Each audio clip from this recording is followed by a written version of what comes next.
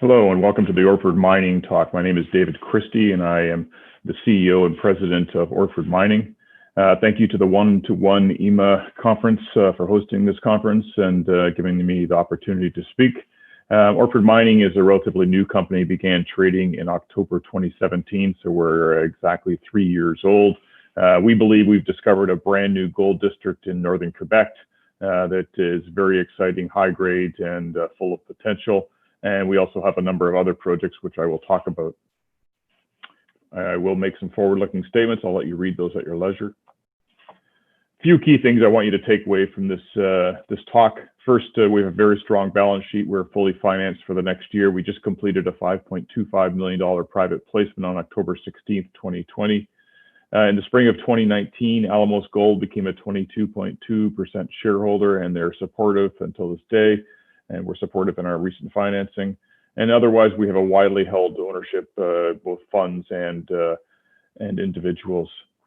We have three key project areas. The Qiqavik Project is our brand new gold district, 348 square kilometers of highly prospective land in the Cape Smith Belt, which is in Northern Quebec. There's a huge through-going structure called the Qiqavik Break, which cuts across the property, 40 kilometers long, and about 12 mineralized high-grade showings on that project. In 2019, we drilled 6 holes. All those holes hit different geological structures and high-grade gold showings in those structures. The West Raglan project is our nickel project that we started the company with. It's a very large project as well, 470 square kilometers, also in the Cape Smith Belt, in the Raglan part of the belt, just to the west of Glencore's Raglan mine, which is a world-class nickel copper sulfide PGM mine. And the very high grades with 2 to 3% nickel and over 3 grams per ton PGE. We have a number of mineralized clusters with strike lengths of up to 2,500 meters. And then we have 2 new projects we staked this past year in the Joutel region of the Abitibi of Quebec. These are proximal to the town of Joutel, where Agnico Eagle got its start exploring for gold, and we'll talk about those.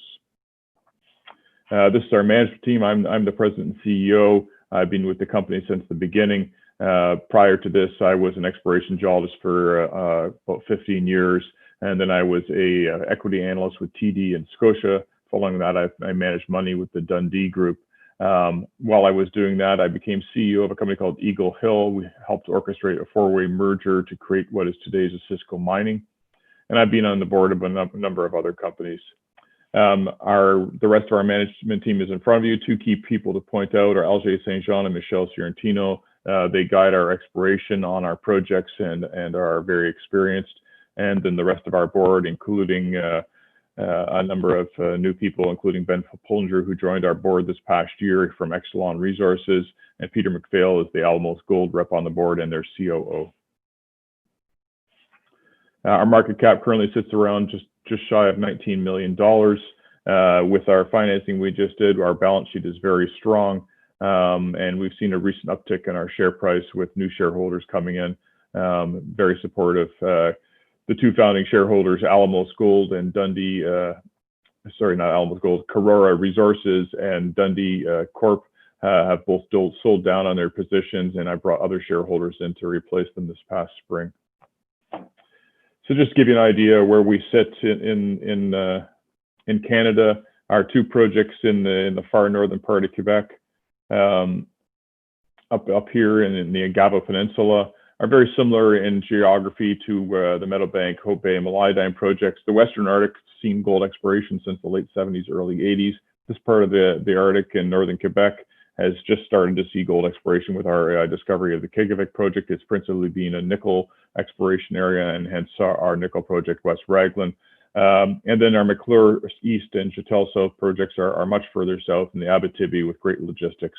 And we own a couple of royalties in Colombia that we got by way of a purchase of a private company. Qiqavik Project is our key project. It sits in northern Quebec. It's not far from the Raglan nickel mine. It's 60 kilometers from the coast of the town of Saluet.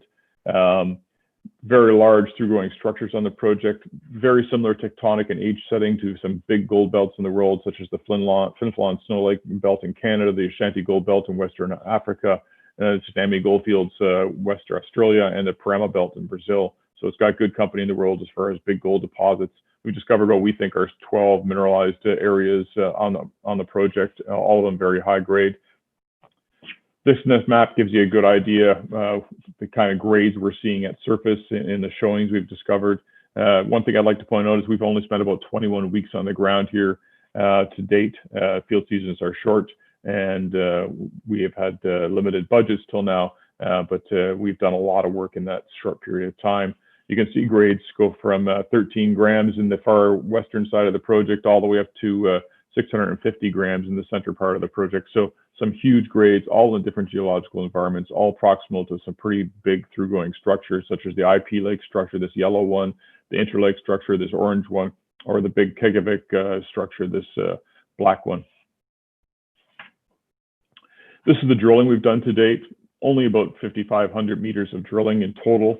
The reason we first went on the project, there's these two holes that Falconbridge had drilled in the 90s looking for nickel. They hit a little bit of gold, so we looked at the area. We found that the rocks are very conducive to gold exploration and gold mineralization, so that's why we went in here and staked such a large piece of land. And we've expanded it since to cover the IP Lake shear zone. No real work has been happening in the area otherwise, a little bit of geochem, and that's it across the entire project. So this is very virgin ground. This is the 2019 drilling. You can see all our holes hit a bit of gold. Some very thick intersections in hole number 4, up to 32 meters of 0.72 grams per ton gold. If this was further south, that would be something someone would be drilling a lot of holes into to find a resource. We need a bit higher grades here. We're confident we're going to find those. This is very early days. You know, from this hole to this hole, that's 18 kilometers across there. So very big areas, very widely spaced drilling to date. 40 kilometers and 5,500 meters, that's not a lot of drilling. This is the interlake area, big shear zone that cuts across through here. We've intersected gold across this here from a drill hole out here to the one here over a 10-kilometer strike length. Hole number 4 is probably the best hole with some very, very thick intersections of very altered mineralization and some very continuous gold mineralization. We believe the source of the boulders we see to the north here is in this area. Gold ice direction is like this. Ice comes from the south to north in this area. So we believe this area here is the key target. We didn't drill that at this point because of it's under the lake and we require quite a long hole, but we will get at that. Another area that is quite interesting is the Esperance area. This is a copper gold trend, which is at the far western side of the project. You can see grades up to 7 meters of almost 6.5, 7 grams combined copper gold. So this is a very interesting area. One thing we did this past summer, we did the drilling in 2017, and we drilled the drilling was targeted on IP nomas. That's these long sort of bars you see on the map here. In this past year, we did a VTEM survey over this area, and we found that the best part of the conductors have not yet been drilled. We basically drilled the edges of them here. So we believe the potential is that these big purple pods, which are the best part of the conductors, will hold thicker and higher grade mineralization than we have seen to date. And this is like a 4-kilometer trend here of copper gold mineralization over its entirety. So we're quite excited about this area as well. But perhaps the most exciting area to us is the IP Lake shear corridor. A couple of things I'd like to point out here. We did 2 drill holes here before we had all the glacial till samples back. That's all these dots you see on the map. The area to the north of those really didn't have a lot of numbers. It had a couple of boulders here, 71 grams, 108 grams, but not a lot of great till samples. But we still got gold in these samples. When you move further to the west here, the till sample numbers get much better. The number of gold grains in those samples, 301 grains, 319 grains, is quite high and very similar to what you see at other gold deposits in the world, such as Meadowbank and Meliadine in the Western Arctic. And we have these huge boulder trains with, 648 grams, 65 grams, 79 grams. So some very good boulder trains. So we believe these target areas here circled in red are going to be key. And we believe that there's going to be some good mineralization there. Just another map showing the coarse gold grain counts in those same till samples. So the numbers are quite huge as far as bigger gold grains. So we're quite excited to get back in here. We're going to go into this area. You can see all the green triangles here, and do some definition till sampling to sort of close off the anomaly. Following that, we'll do some IP over the best areas and drill it. and that'll happen this coming summer in 2021. Just not to underestimate the rest of the project. So this is the IP Lake area, which we'll concentrate on in 2021. All these yellow callouts are other showings that we found on the project, and the red ones are probably our priority areas. This is the Esperance area here that hasn't even come up as a priority area for next year, but that's that copper gold trend over 4 kilometers. So we have a lot of things to follow up on this project, but we're going to concentrate on a couple things in this coming year. Now moving south, this is our Joutel area project. McClure East and Joutel South. This is the Casa Berardi fault. This is the Casa Berardi mine. 2 million ounces of gold was mined here at 3.4 million ounces in reserve still. Agnico Eagle got a start at the Eagle and Telbel mines. That's here. They produced over 1 million ounces of gold there, and they closed that in 1993. Not really any exploration has happened in this area since. And that's what we looked at this area for. We said, well, let's do some compilation here to see if there's anything open or available that we think has potential. So we found these 2 projects that we think have great potential. When we look a little closer here, Agnico Eagle and Maple Gold just signed a JV on all the gray shaded area here. Agnico has agreed to spend $18 million in that area. We sit right in here along that same structure that they believe is so important. And we've acquired this property in here, which we have some great targets on. And right now we are actually working on the Joutel South property, doing excavation pits in the south part of the project to see what the glacial till has in it as far as gold grains, to see if there's any potential there. Just to understand why we did what we did here, why we staked it. This is the government geology map. This is the government geology map adding in our compilation work from assessment files we found. So the big thicknesses of yellow rock here, that's felsic volcanics, and the red is the iron formation, is much thicker than the government had thought by doing compilation work here. And that's the important rock. That's where the gold tends to sit in this area. So we're quite excited to get in there and do some more work on that. In addition, the compilation work also showed that there's been some RC drilling. This is where you drill into the overburden to sample the glacial till. There's some big numbers here, 30 grams per ton in glacial till in this hole from 1986 with 8 grains of gold. Never followed up. There's nothing drilled to the north of it, diamond drill hole wise. There's some big conductors that cut through here. So we're quite excited to get back in here, do some more RC drilling, cut off those anomalies. We're flying an airborne survey before the end of the year to see what other conductors are here and map out the geology. Same thing at Joutel South, much more felsic volcanics than was originally thought.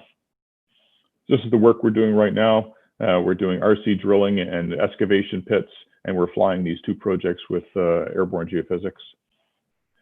The other project we have is our nickel project called West Raglan. It's very high grade, similar grades to the Raglan mine, which sits to its west. It's in the Raglan nickel belt here. This is a belt that's been explored for nickel for many years. We have a very large project there. It's probably one of the best nickel sulfide projects as far as size of project and drill readiness in Canada. It's got some great showings already discovered on it. We believe there's many more to be found. The grades we have, such as at the frontier zone, are very similar to the Raglan mine. This is the frontier zone, over a 2,500 meter strike, and lots of hits in it. So we're excited about that. We're looking for a JV partner on this project. We have great relationships with the First Nations in the area. We employ as many people as we can, and we use Nunavik Inuit enterprises for as much of our work as possible. So just summing up the company, we have a very strong strategic support in Alamos Gold, and we just finished the financing, so we're fully financed for our exploration for the next year.